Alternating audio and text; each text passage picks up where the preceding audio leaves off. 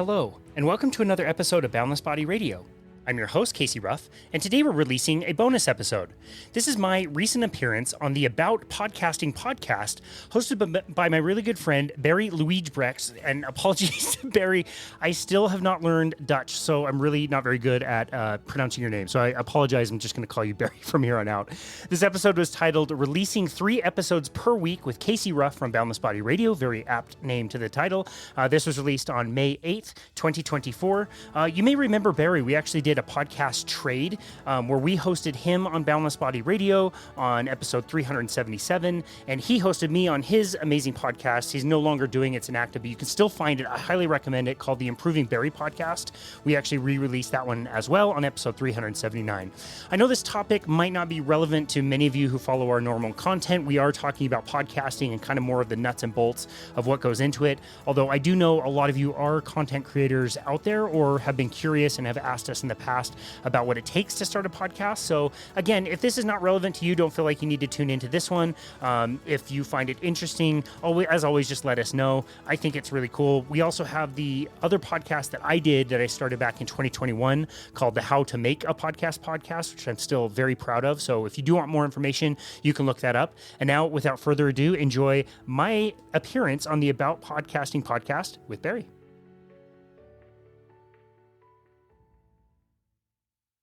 If you want to do this for a while and stick with it, you need to be true to your why, because the downloads are going to be disappointing. Your content might not be as good as you think. Your audio quality might need some evolution. Like, there's a lot of obstacles you've got to get through along the way. But if you have a strong why, you'll stick it out. You'll keep going. Welcome to About Podcasting, a show for podcasters. We talk about podcasting practices, tools, successes, and failures, mixed with interviews and music. Hosted on podhome.fm, the most modern podcast hosting platform.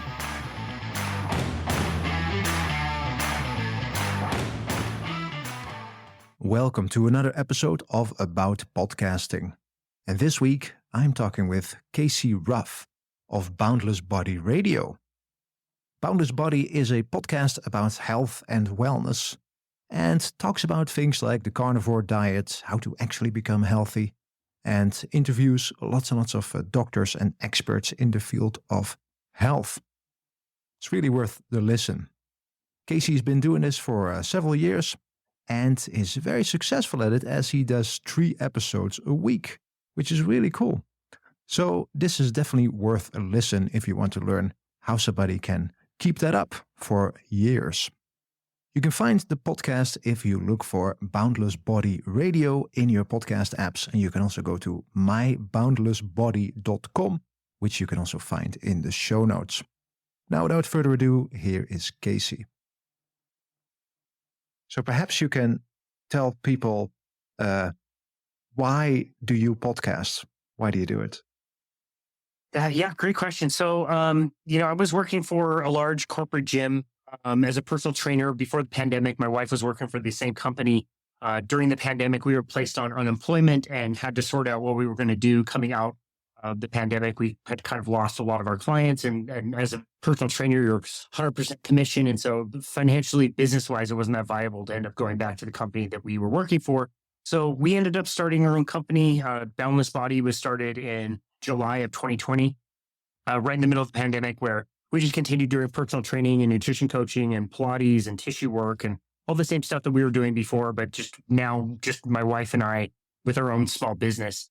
And as part of that, I had always known that I wanted to do some type of a podcast. I just never had the time or energy to be able to do it when I was working for a large corporation. And so when we started to kind of mull over, the idea of us starting our own company, what that might look like, the things we might do, and how we were going to manage all of that stuff, I knew very early on that podcasting was something that I wanted to do to be a part of that. I thought, if nothing else, it could be a nice hobby to keep me kind of busy. Maybe it would be something that would help drive the business. And so it was pretty early on after starting the company that I started to take different steps to understand and try to learn how podcasting works, how to do it, what would be required.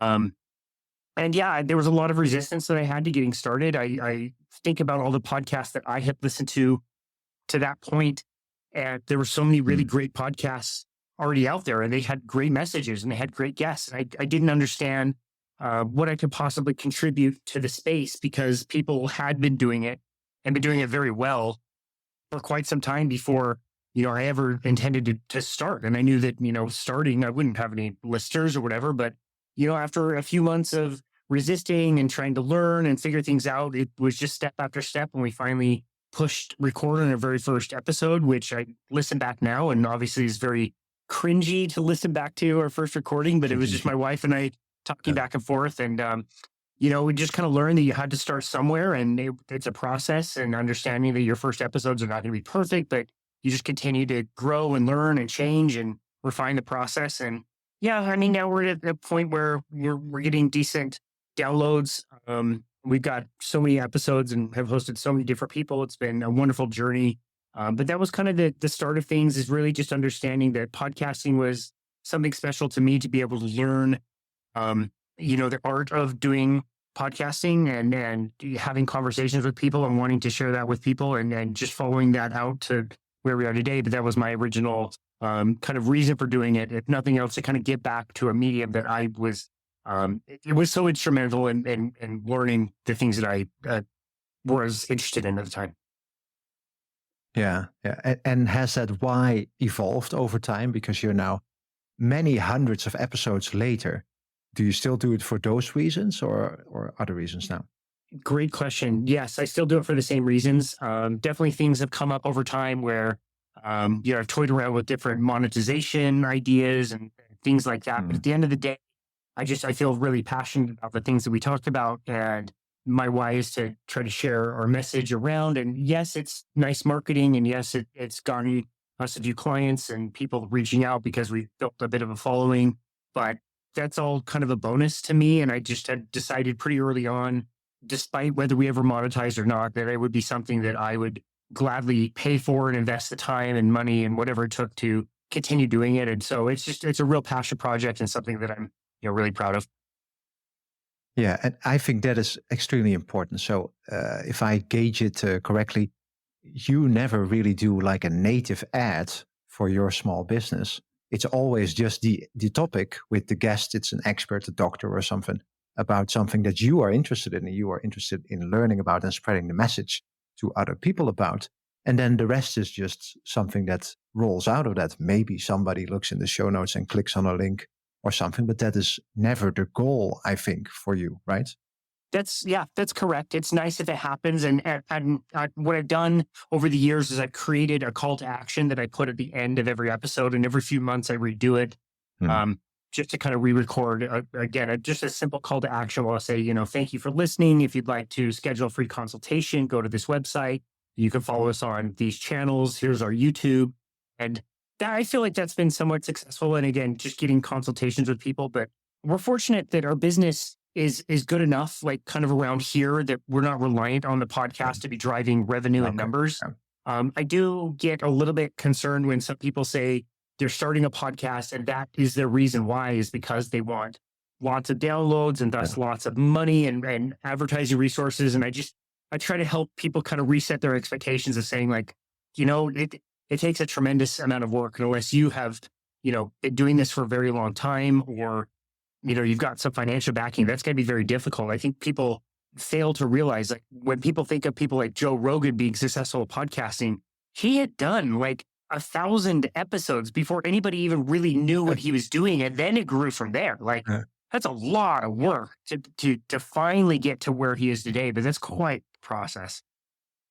And then he is still able to continue going because he's still doing it, because he's interested in the topics.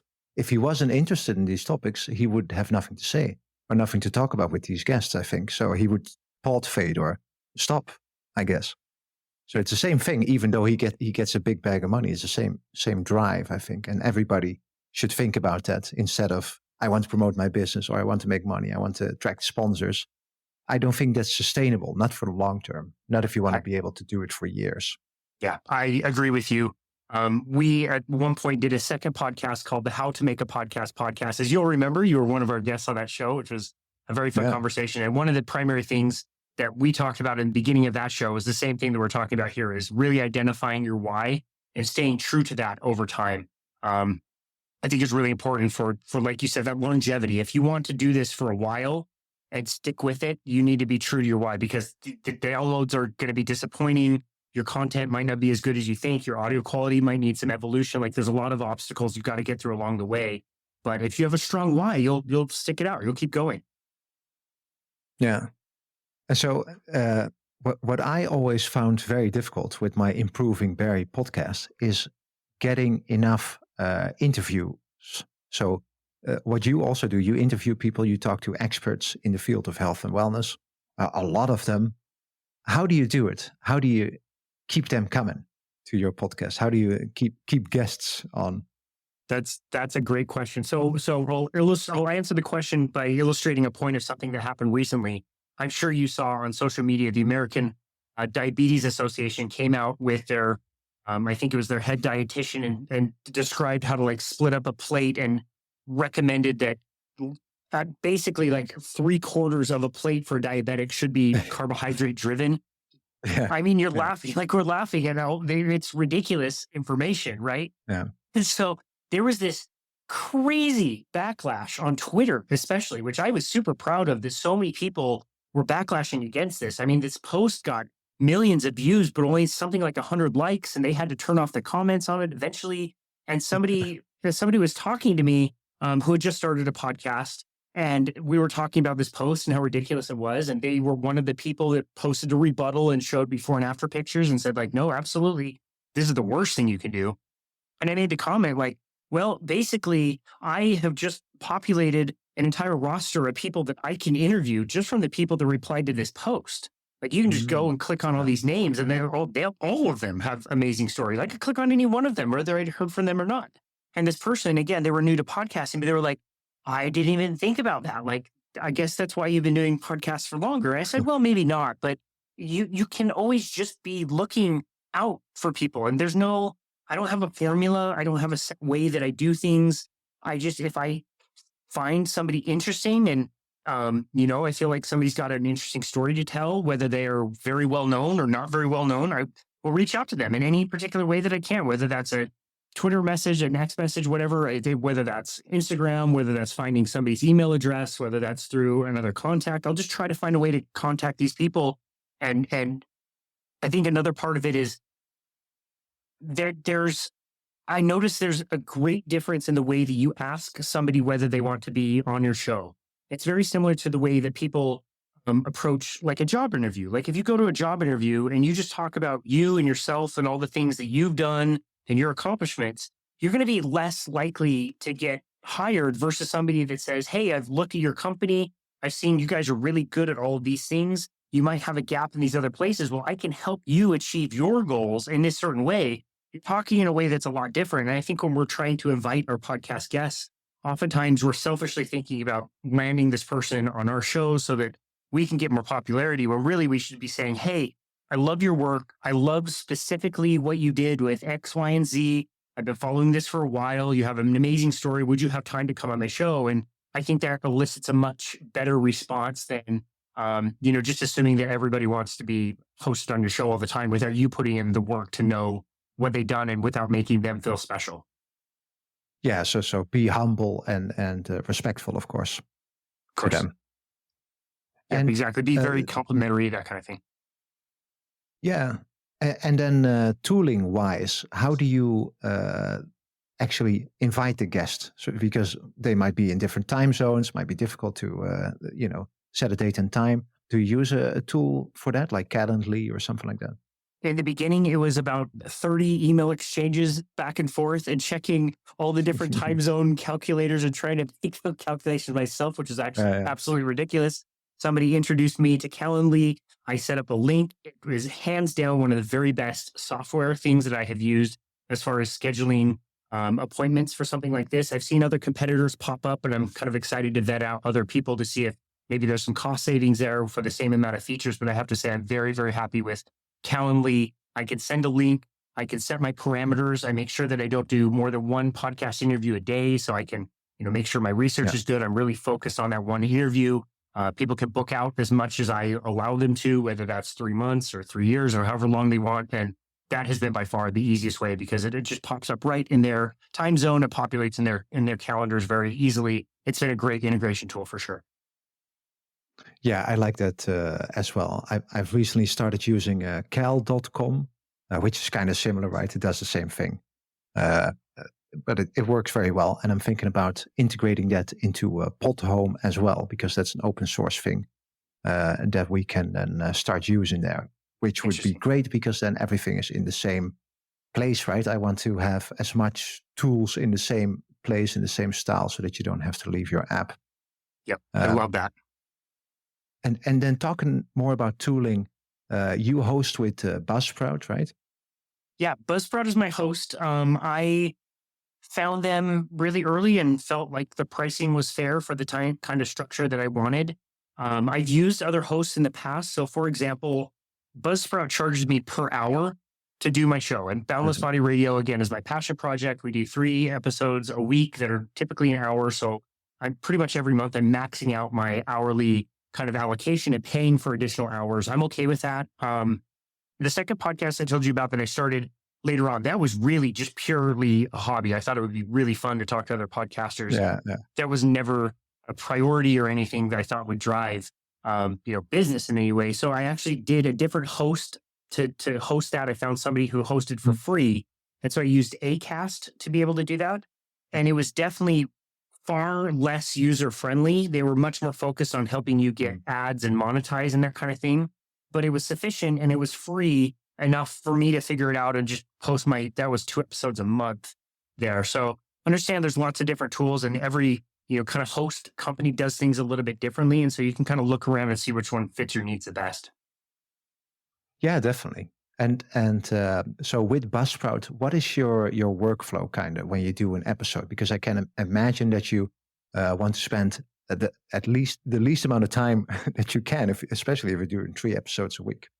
It's a great question. This is one thing that I definitely had to learn how to be quite efficient when I'm doing, sometimes 5 and 6 interviews a week and publishing 3 days a week. Yeah. I have to stay on top of anything that I do. And so my advice for people is to really find systems and stick with the systems and try not to make things overcomplicated. So for example, if I'm making show notes, basically I'm just taking the introduction that I use to introduce the person, and those are my show notes.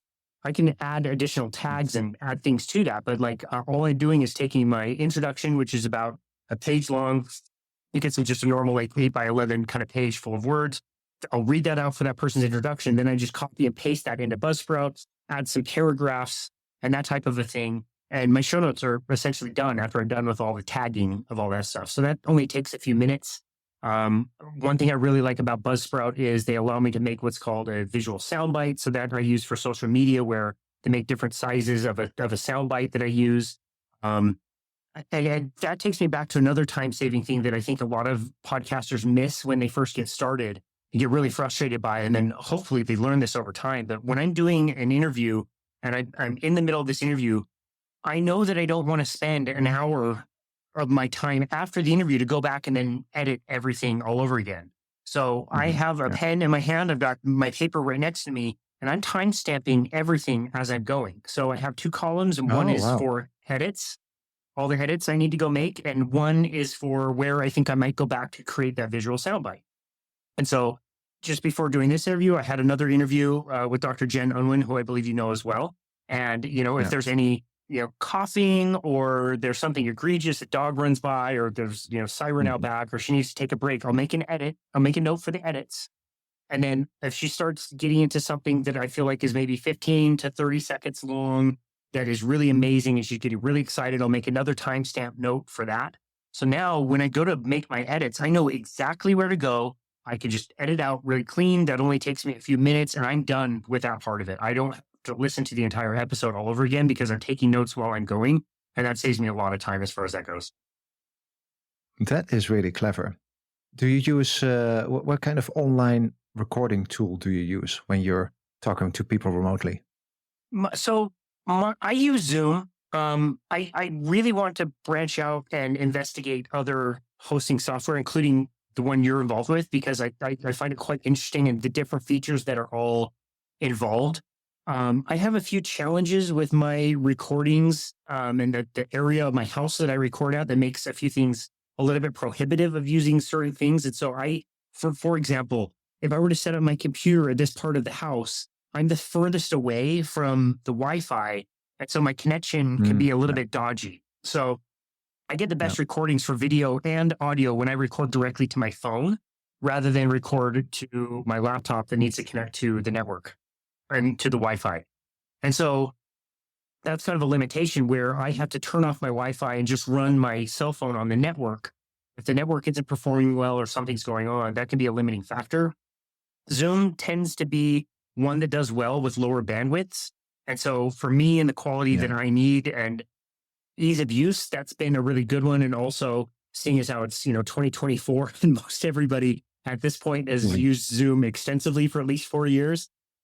It's an easy one that people are more familiar with. That's been great for me so far. The way that it, it downloads the video that I can then download and make a small edit to and put onto YouTube is really convenient. It gives you an audio file, which I don't use. I record everything to a podcasting mixer, and that's where I take my audio. I don't take it from anything that I record on Zoom or anything else. They do have a transcription feature, which is absolutely terrible on Zoom. I can tell you it's really, really poor. So I don't use any of that. But for at least a backup audio file and a video file, that for my purposes is good. Yeah. And I guess it's stable, right? So you always end up with a recording. It tends to be very stable. I find that some places sometimes recording, depending on where you are in the world, it might not be the absolute best, but it gets the job done for what we need. Yeah, that is the difficult thing with tools like these. Like we're on Squadcast right now. It's an audio-only podcast, so that's okay. But sometimes video is a bit ishy, and audio itself can also be modulated. I've tried many of these things, including a Riverside, for instance, which I had some issues with. Might be on my side. I don't know if it's that, But these things are difficult. So when you find something that works for you, definitely stick with that. That's a very important tip, I think. I agree with that. Yeah. So you just mentioned transcription, that Zoom tries to do that and does that in a terrible way. I'm sure they do that with their own algorithms or something that they came up with. Do you use transcripts from another service or something and put those in your episodes? Great question. So yes, I do, probably for a different purpose than what other people do. Our podcast, it has always started as primarily audio. That was always my priority. And I saw that through for the first probably 2 years of doing podcast episodes. I learned that when I was involving the video component, sometimes the audio would slip a little bit. And so it was really about the first year and a half of recording episodes that I would do audio only. My phone would be totally blank. I wouldn't be looking at anything. I could just look on my notes and just listen in and not even see the person. And that was fine. Yeah. But over time, our connection started to get a little bit better. And I just had this thought that, maybe I could just take these video recordings and start to throw them onto YouTube to just see what happens. And man, we were so bad about social media accounts when we started our business. Like I should have started with, fresh Boundless Body accounts, the different, Instagram and Facebook. And we did. We just used our personal ones and kind of converted them over in a really unorganized way. And I did the same thing with our YouTube, where I had a few like speed skating videos of myself doing speed skating on my YouTube and a bunch of nonsense. And then I started putting some of these videos on. And they started to do really well. We started to build a bit of a following, and I'm very minimal on what I do on YouTube, but that has built a following. And YouTube is kind of unique because you can start conversations with people. People can make comments. I read and respond to every comment that we get, and so I like to reply to people. And you start to meet people and understand the content they're enjoying, and so that has been a lot of fun. But that again, for me, to make that work is very, very minimal. So all I'm doing is I'm taking the video recording that comes from Zoom. I usually choose the gallery view. I upload that to YouTube. And then I just use the YouTube editor feature and I do the trim, essentially, where I'm just trimming the front and trimming the back. And then I'm only editing video if something very egregious happens, like if a dog loses their mind for 5 minutes or somebody needs to step away to use the bathroom or something. I don't tend to make a lot of edits that way. I care less about the video quality. Maybe to a fault, but that was never my priority anyway. But it has been nice to kind of build up the following with the video as well, primarily on YouTube. So as part of that, this is a long-winded way to answer your question about transcription. As part of that, when we're releasing 3 days a week for full episodes of our show, I do that the day before the audio releases as almost like a tease for people that want to see it on video. They get to see it a day early. But I also wanted to have at least one thing that was dropping every single day. So I would release a full podcast interview, and then I also created what I call Boundless Body Radio Shorts, which is just a shorter version of a topic inside of a podcast interview. So maybe somebody was talking about a topic for 10 to 15 minutes, somewhere in that time frame, and I will re-upload that video and then trim that down even further to just include that time, and then say this is this person talking specifically about this one topic. To be able to do that, transcription is really, really helpful, because if it transcribes well, I can think of a keyword or a topic that we talked about in that particular episode, type it into a transcript, find exactly where that clip started, so I know exactly where to go to start my editing. And then I can also see, like, okay, we jumped off of this topic at minute 12, 0.35 or something. And I can make my ending edit there. And so transcription really helps me to accomplish that goal. And it's funny just how many transcription services have popped up even just in the last little while. Like even transcriptions on Apple Podcast. I've heard you talk about it. I saw it for the first time today is quite good. It's pretty easy to find different keywords and things like that. So there's lots of different ways to do it. I do have an editing software that I use, which is called Alitu, Alitu. I chose them early on because they made editing very, very easy. It's just click and drag essentially to edit things in and out. They've added lots of features over the years that I have quite enjoyed. It's a paid service. I do pay because it makes my job a little bit easier. And as part of what they offer, they do offer a certain number of hours of transcription per pay period that you pay for. So if I have a really important interview with somebody who is super interesting and maybe talked about 2 or 3 different topics that were very important and relevant that I know I'm going to make into the shorter episodes, I will definitely use my allocation of transcription on that episode so that I can continually go back and find different pieces of that conversation that I want to release. So outside of that, I don't do much with transcription of the actual episode. I know there's ways to, publish that or include that with your podcast. I to this point have not done that, but would certainly be open to looking at that in the future. Yeah. Well, that's an interesting use case for transcripts, definitely. Yeah. Okay. And what about things like chapters, for instance? Because you already mark things, right? Like this is an interesting timestamp. This is an interesting timestamp. Do you include chapters in your episodes? I don't. Can I ask you the same question? Like, do you find that to be an important feature that people really look for? Like, is that important to most people that you talk to? Yes, for listeners, because then they get like an overview of, okay, these are the things that are being discussed. So it's kind of a table of content, basically. That's what you can see. And so they see, oh, okay, this is really not what I expected based on the title, for instance. So I'm going to skip this one. Or yes, this is exactly what I wanted. Oh, and this is the specific thing that I wanted. So I'm going to start at minute 30, whatever, and skip the rest, for instance. So that is how people use that to navigate the content. And there's a lot more things that you can do nowadays with modern podcasting, that you can include links, for instance, in your chapters. You can include chapter art as well, including GIFs in modern podcasting apps. But the main use case for listeners is that they can quickly see, okay, this is the thing that they're actually talking about, instead of this teaser catch-all title, because that's basically what you have to go on.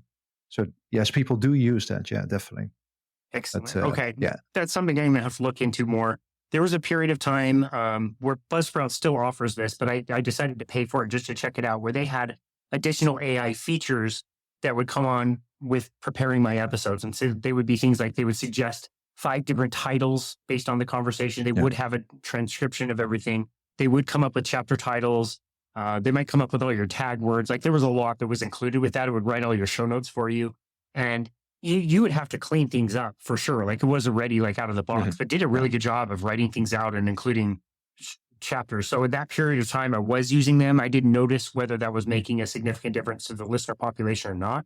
So that's probably something I should go back in and kind of like reevaluate or investigate the best way to be able to do those chapter titles. Because even if you were to do that manually, like I said, if you were just time stamping everything, you could record that very easily and come up with chapter titles. But that said, with so many different AI features that are out there, I'm sure there's tons of ways that can just be done for you and fully automated. Yeah, definitely. And Buzzsprout does a good job with that, with co-host AI, which what you just described. Using. We do that Correct. too. In Podhome, we call that Podhome AI, very original. It's the same thing, but it's unlimited and not tied to hours, and does a bit more. Gotcha. But yeah, it is something that users do. And so let me ask you this. Have you ever heard of Podcasting 2.0? I learned about it from your podcast. The last guest that you had at the time of this recording was talking about it. I know nothing about it. That dude was super smart. That's super smart. I learned a lot about podcasting. And I heard you guys refer to that, but I'm not familiar with what that is, frankly. Yeah. So you're referring to the episode with Chris Fisher from Jupiter Broadcasting, who was very successful in podcasting, as in successful that he can do this for a living, which is a great thing, if that is your goal, of course. What I'm talking about, Podcasting 2.0 here, is a project and a community. So the project is to create modern podcasting by innovating the RSS feed. So the feed that you generate, right, in Buzzsprout. It has all these tags in it that describe the episodes and describe the channel. And in Podcasting 2.0, the project, there are several components of it. One is the podcast index, which is a separate podcast directory. So you have Apple Podcasts, you have Spotify, you have Amazon Music Podcast, you have YouTube Music Podcast. Those are separate buckets that you need to publish to, and Buzzsprout does that for you. But it can also publish to the podcast index, which is its own database. And this thing is open source. Everybody can download this thing. And this drives these modern podcast player apps that are all new. You have Fountain.fm, for instance. There's TrueFans, there's Podcast Guru, there's a couple others.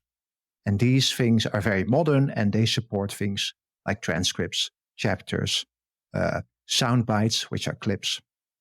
People, for instance, you can tag a person like, this was my guest, and then people can search on that guest. Hey, where was this guest? Where can I learn more about this guest? And you see all the episodes where the guest was in. And very important, micro payments, where Chris was talking about that as well, because that's kind of how he makes a lot of money from it, or that a way that he can sustain himself through monetization, where people can send in boosts through tiny pieces of Bitcoin called sats or satoshis. And those are pieces of support that you can attach a message to. Like, hey, I like this episode, with a question maybe, or with a comment. And that makes it kind of interactive, like you were describing with YouTube, right? You can have whole conversations within an app. And also without people sending a boost. For instance, Fountain, they support just people commenting on episodes. So there's this whole world of modern podcasting with all these modern tags and features that are coming out. And now, for instance, Apple, that's supporting transcripts, is using also the functionality that is described in Podcasting 2.0 to include these transcripts in a modern way. So people that are publishing transcripts in this modern way, and Buzzsprout does that as well, then they can show up in Apple Podcasts like the way you edited it. Or, for instance, if you identified yourself and your guest as a speaker, then that will show up in Apple Podcasts as well. And that's all very cool, right? That's just very good for the listener, because that's what it is. It enriches the metadata of the episodes. So it's good for the listener and good for you as well. That sounds amazing. I'm trying to put myself in the shoes of the listener and thinking about the shows that I listen to. And that would be quite the resource to be able to stop something, dig in a little bit deeper on a topic or learn about somebody to a greater extent. That sounds like an amazing tool. Yeah, there's many great features there. So, check out a modern podcast player app to see all these things in actions, right? You can go to modernpodcastapps.com and there's many of them. Or Wow, excellent. podcastindex.org is the same website there. But it's definitely very interesting. Yeah. Yeah, there very definitely is. And of course, the technology would be advancing so quickly that if you're not adapting to these kinds of things and learning and growing and getting on board with some of this stuff, you get left behind pretty quickly. Yeah, but that's why modern podcast hosts, including Buzzsprout as well, they're trying to make this a lot easier, right? So you've probably seen it in Buzzsprout where you can now recommend other podcasts as well. And that's technically called a pod roll. I don't know what it's called in Buzzsprout, but if you do that, then it shows up in these apps. Like, hey, this is a podcast that's recommended by a user, by you, for instance, so by podcasters themselves, not by an algorithm. And that drives discovery. That's very important. So things like these are really evolving the space. Yeah, it's really good. Amazing. Oh, that's great. I love that. So what episode number are you on right now or tomorrow, or whenever you drop next? Oh, it's in the low 600s. It's 610, 615, something like that. It's a lot. It's a lot. Yeah. Like I said, when we started in October of 2020, I ended up doing a bunch of interviews, and within the first maybe 2 weeks, it just kind of settled into a cadence of Monday, Wednesday, and Friday. And I just ended up loving the process so much that I just have decided to make time for it and continue to do it to this day. So yeah, we're somewhere in the 600. I'll sometimes release bonus episodes on the weekends where I'm hosted on another podcast, or there's some bonus content that I've created that I'm releasing as well. So yeah, it's quite a bit. It's quite a bit that we have done. We're in the 600s. So, yeah, been a journey. That's excellent. And do you have maybe some practical tips or some inspiration for podcasters that also want to create 600 plus episodes and keep going? What can they do? Oh, just be really bullheaded and never stop. If you just keep going with what you're doing and you stay stubborn, you'll get there. It's just like anything in the creation process. There's no real shortcuts. There's so many amazing tools and things that we can be using to help all of us as podcasters to be able to share our message. I would love for everybody to know that whatever message you have that you would want to share with the world, it's valid and it's good. And you should definitely do that. I really do think you should always consider your why. An example I always gave on our podcasting podcast is like, if you and, Shannon down the street want to get together and podcast about your cats every week, that's fine. But also don't do that for the thought that you're going to make a bunch of money on that. Like, you should do that, but just always consider that why and why you're doing things. And as long as you are genuine and authentic and you feel like you've got a message to share, there's things that need to be sorted out. Like, you want to think about, what format are you going to do? What's going to make the most sense? Is this a solo cast or is this an interview style podcast? How long are your episodes going to be? One piece of advice that I would absolutely give is consistency is probably the most important thing that you can do. I don't know about you, but when I find podcasts that I love, if it's Tuesday morning and my favorite Formula One podcast is not being released on that day, I get upset. I get really bummed out. Like, I really appreciate the consistency that I know I can open up my app on Monday and these 4 podcasts will release new episodes and I can check them out, based on my schedule or interest level. So there is some thought that needs to go behind that. You definitely do want to be thinking about things like audio quality. You see, at least on video, I know we're doing audio only. On video, I'm recording through a podcast microphone. I've got a podcast mixer that I invested in, which is the Rodecaster Pro, which is really great. It makes things really easy for me. And of course, that was investment up front. When I'm doing video interviews and I'm being interviewed, I'm listening through the podcast mixer, but I believe the audio is even just taken from my phone, so it's not going to be as good anyway. But those sorts of things and details you have to kind of think out, but also understand that you don't need to have that perfect from the beginning.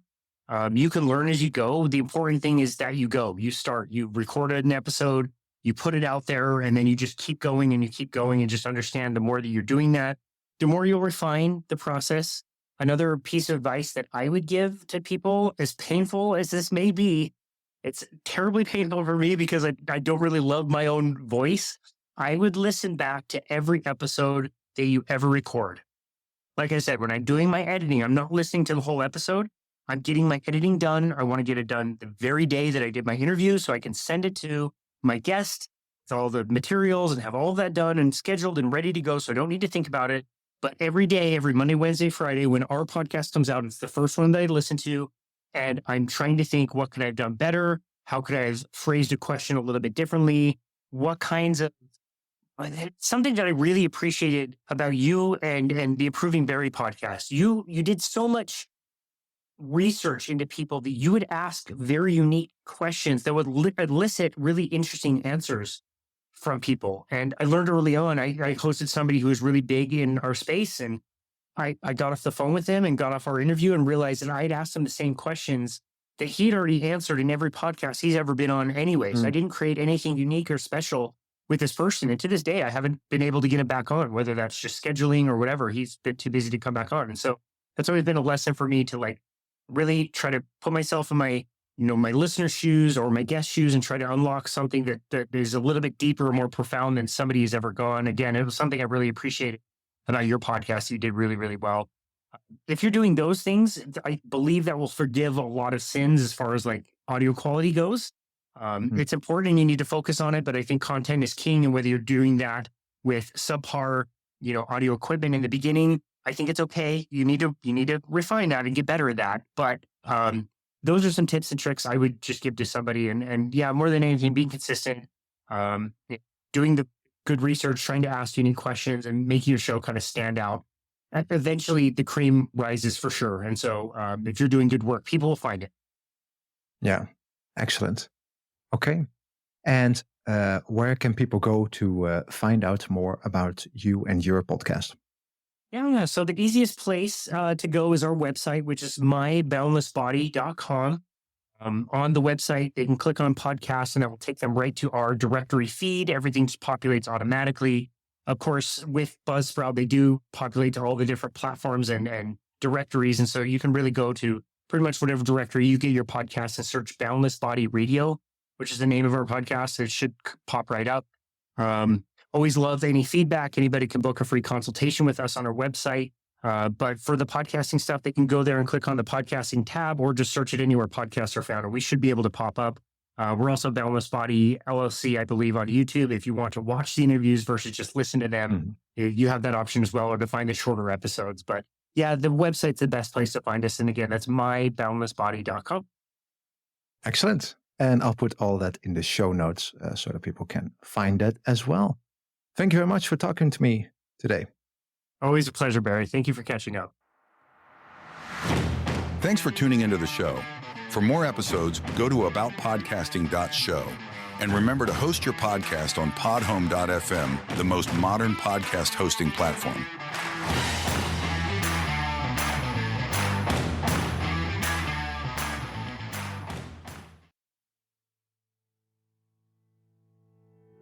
So thank you again for listening to this bonus episode with my recent appearance on the About Podcasting podcast with Barry. I hope you enjoyed that. And like I said in the introduction, you can always go back on Boundless Body Radio episodes 377 and 379 to hear some of the content that he and I have created in the past. As I also said in the introduction, make sure you look up his first podcast, the Improving Berry podcast. He did an amazing job and interviewed some awesome people. So I would definitely look that up. Still very, very relevant. And of course, also, be sure to look up the podcast that I did back in 2021 called the How to Make a podcast. In the first season that I did, I basically went through 10 different episodes that I dropped all at once, which were basically my entire process of podcasting, You can go back and look that up. Not much has really changed with my process. If you are interested in this topic and you want to start a podcast, that is the best thing that I would recommend to do, to hear like how we do things around here and contrast that to the way other people do them. I interviewed lots of people on that show.